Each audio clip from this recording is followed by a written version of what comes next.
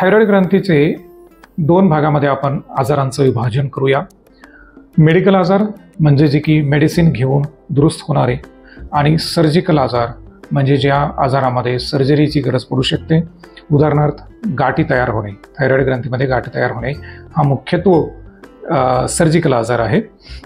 Medical आजारामध्ये लक्षणं तर सर्वांना माहीतच आहेत, बऱ्याच पेशंटला माहीतच असतात की मला हा प्रॉब्लेम होतो आहे, केस गळतात, वजन वाढतं आहे, इनफर्टिलिटी आहे म्हणजे प्रेग्नन्सी राहत नाही, असे हायपोथायरॉइडिझमचे लक्षणं असतात। आणि हायपरथायरॉइडिझममध्ये घाम येतो, चिडचिडेपणा आहे, वजन जेवण तेवढं जात आहे परंतु वजन कमी होत आहे, असे काही जे काही लक्षणं आहेत, तर ते सर्व जे काही आजार आहेत हे आपण गाठ जर नसेल थायरॉइड ग्रंथीच्या वरती, थायरॉइड ग्रंथी कुठे असते तर गळ्याच्या सेंट्रल पार्टमध्ये समोरच्या भागात असते। थायरॉइड ग्रंथीला दोन पार्ट असतात, उजव्या साईडला एक असतो आणि डाव्या साईडला एक, आणि ते कनेक्टेड असते, इस्थमस म्हणतात। बटरफ्लाय फुलपाखराच्या शेपसारखी ही ग्रंथी असते।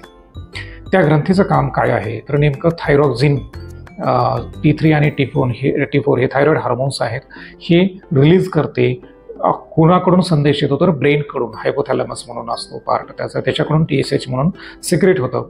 ते संदेश आल्यानंतर ही ग्रंथी रक्तामध्ये हार्मोन्स रिलीज करते की शरीराला थायरॉइडच्या या T3 आणि T4 हार्मोन्सची गरज आहे मेटाबॉलिझम व्यवस्थित करण्यासाठी। आता हे हार्मोन्सचं जेव्हा लेवल ब्लडमध्ये वाढतं त्यावेळेस मग ब्रेनला संदेश जातो की हे हार्मोन्स इनफ क्वांटिटीमध्ये आहेत, पुरेपूर आहेत, तुम्ही बंद करा। मग TSH कमी होतं आणि T3 T4 कमी होतं।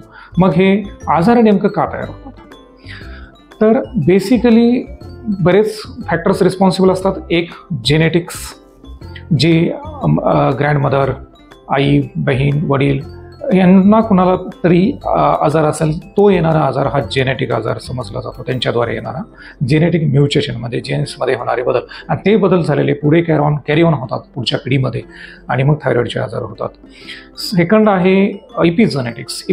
इपिजेनेटिक्स म्हणजे काय तर आपल्या जीन्सवर बाहेरचे जी काही एन्व्हायरमेंटल फॅक्टर्स असतात, स्ट्रेस आहे, लॅक ऑफ एक्झरसाइज आहे, फिजिकल ॲक्टिव्हिटी नाही आहे, डाएट कसा तुम्ही घेता, कोणते एन्व्हायरमेंटल पोल्युशनचे फॅक्टर्स आहेत, तुम्ही भाजीपाला किती प्रदूषित खाताय, पेस्टिसाइड्स, इन्सेक्टिसाइड्स, जे काही कॅन्सर कॉझिंग कॅर्सिनोजन्स युक्त असे आहार घेताय, असे जी लिपस्टिक, युजिंग लिपस्टिक ऑल्सो, तर हे जे काही आहे तर हे सर्व फॅक्टर्स जेनेटिक्स वर परिणाम करतात, ह्याच्या जेनेटिक म्युटेशन कॉज करू शकतात, इपिजेनेटिक चेंजेस घेऊन येतात, आणि या इपिजेनेटिक चेंजेसमुळे थायरॉइडचं कार्य एकतर वाढतं किंवा मुख्यत्वे कमी होतं।